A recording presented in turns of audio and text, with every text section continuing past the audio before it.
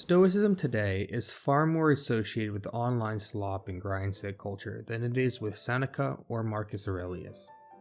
Podcasts and TikTok clips shape the modern Stoic. They rarely read any of the texts that define the philosophy.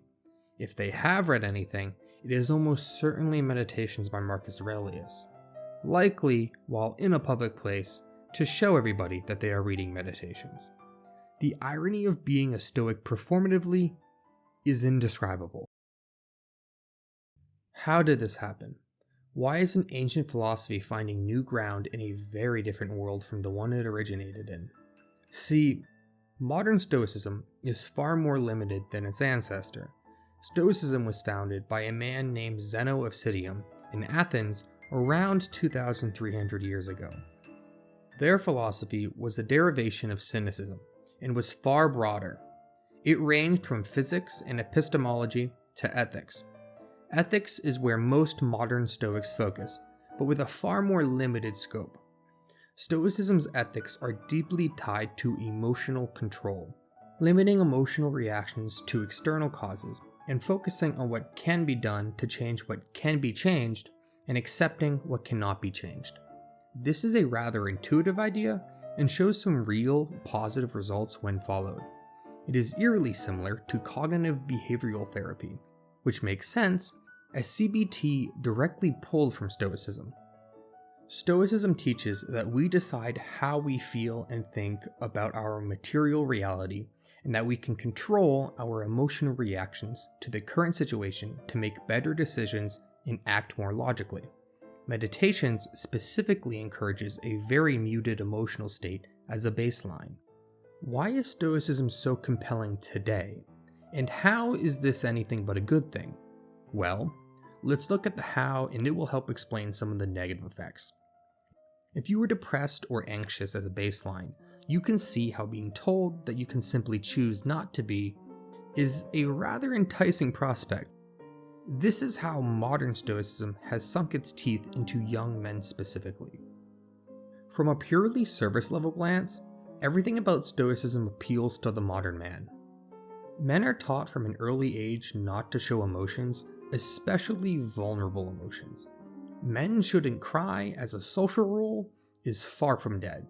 It is in a state of strange limbo, however. Expressing that opinion is often frowned upon, but privately, vulnerability will be judged, and it will damage how you are seen by others, by and large. This worsens when the guy is lonely and young, as there's a great deal of pressure to find a partner. That makes it much easier to accept a partner who requires you to be their emotional foundation, but also refuses to or even recoils at the idea of their partner emotionally leaning on them in return.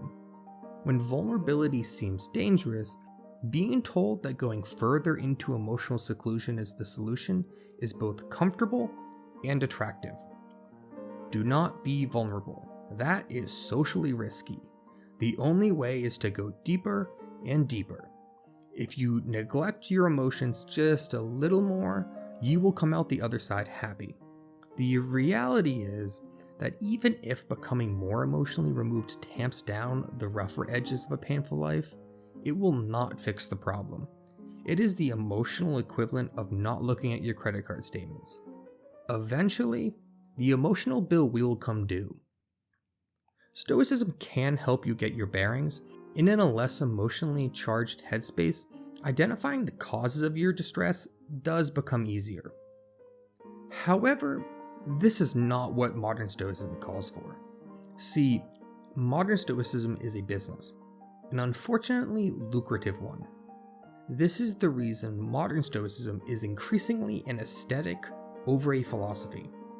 Think about how this video opened and many like it. Why did that imagery register as Stoic?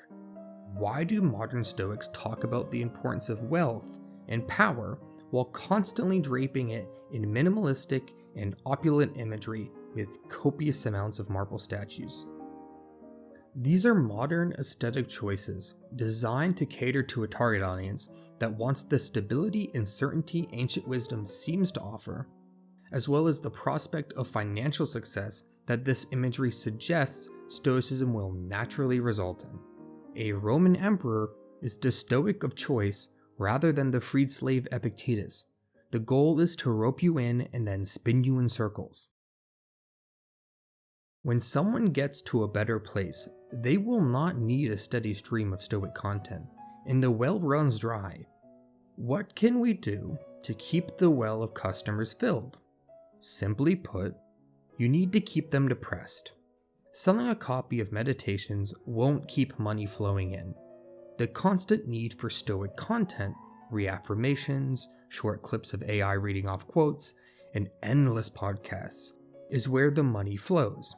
Someone who adopts some Stoic practices and fixes their problems won't feel a need to constantly consume that media. To make sure that does not happen, 2 changes need to be made to Stoicism. First, switch from emotional confrontation to emotional avoidance. Traditional Stoicism encourages self-reflection, while modern Stoicism heavily encourages burying emotions. They justify this by distorting the Stoic ideal of controlling one's emotional reactions into simply suppressing them. The original doctrine of the likes of Seneca and Aurelius was to observe one's emotional state and be conscious of it. Subsequently, this gives you the ability to steer and confront your emotions. The second change we need to make is to entirely neglect, or at least ignore, the consistent encouragement by Stoics to ask for and seek out help. Even in the sacred text of modern Stoicism, Meditations, Marcus Aurelius wrote, and I quote, "Be not ashamed to be helped."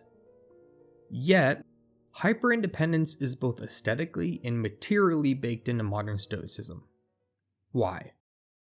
If you mix in the idea that you shouldn't ask for help, and that self-reliance is crucial, you cut off the best venues for improvement. Extreme self-reliance as a value makes therapy, opening up to your friends, family, and partner, and even medical diagnoses seem to be a weakness. If you don't want to feel alone, be open and honest with your loved ones. Any loved ones who would shame or demean you for expressing yourself honestly are not truly your loved ones, but rather the loved ones of the facade that you have created. If you are chronically depressed and anxious, then therapy and possibly medication are seriously beneficial options that should not be rejected out of hand. If you want to stick with the Stoic approach, look for cognitive behavioral therapy and get the equivalent of medically informed Stoicism. If modern Stoicism doesn't fix the problem, then why do so many people swear by it? Well, it acts similarly to an emotional ibuprofen. It may not fix the pain, but it does numb it. Sadly, unlike physical wounds, the numbing of an emotional pain can seem to be healing the cause, when it is simply tamping down on the symptoms. A sense of hollowness as well as a low baseline of happiness is left behind. A state of calmness with an odd sense of sadness off in the distance is often the end result. You aren't a Stoic, you're depressed. It isn't all doom and gloom. Stoicism is a pretty great place to start a self-improvement journey. Proper Stoicism, not the modern version. I recommend going to your local bookstore and grabbing a copy of On the Shortness of Life by Seneca, or even better, Epictetus' The Enchiridion. That's right, not Meditations. Meditations is a great book, but it requires some critical literary skills. See, Marcus Aurelius, the book's author, as mentioned, was a Roman emperor, and to many, that lends his words more weight. But they forget that this also biases him in very specific ways. He lived a very, very affluent life, devoid of poverty. The pressures of a material poverty and the lack of time and resources to devote to improvement simply were not part of his life.